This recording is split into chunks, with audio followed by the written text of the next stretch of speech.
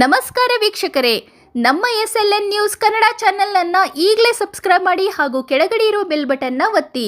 ಇದರಿಂದ ನಾವು ಅಪ್ಲೋಡ್ ಮಾಡುವ ವಿಡಿಯೋವನ್ನು ಎಲ್ಲರಿಗಿಂತ ಮುಂಚೆ ನೀವು ನೋಡಬಹುದು. ಉತ್ತಮ ಮಳೆ ಬೆಳೆಗಾಗಿ ಪ್ರಾರ್ಥನೆ. ಕಾದಿರನಾಯಕನಹಳ್ಳಿ ಓಂ ಶಕ್ತಿ ಅಮ್ಮನವರಿಗೆ ಅದ್ದೂರಿ ಕಳಸ ಮೆರವಣಿಗೆ.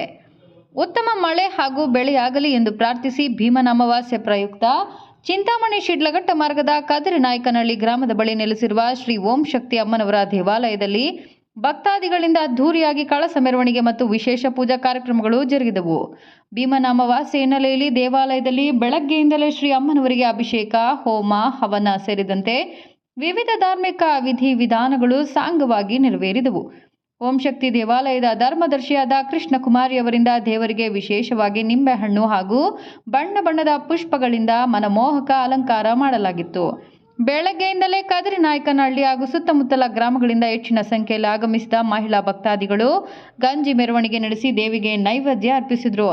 ನಾಡಿನಲ್ಲಿ ಉತ್ತಮ ಮಳೆಯಾಗಿ ಚೆನ್ನಾಗಿ ಬಂದು ಜಾನುವಾರುಗಳು ಸುಖ ಶಾಂತಿ ಮತ್ತು ನೆಮ್ಮದಿಯಿಂದ ಬಾಳಲಿ ಎಂದು ಓಂ ಶಕ್ತಿ ಅಮ್ಮನವರಲ್ಲಿ ಪ್ರಾರ್ಥಿಸಲಾಗಿದೆ ಎಂದು ದೇವಾಲಯದ ಧರ್ಮದರ್ಶಿಗಳಾದ ಕೃಷ್ಣಕುಮಾರಿ ತಿಳಿಸಿದ್ದಾರೆ. ವರದಿ ಸೊರಕಾಯಲಹಳ್ಳಿ ನವೀನ್ ಕುಮಾರ್ SL.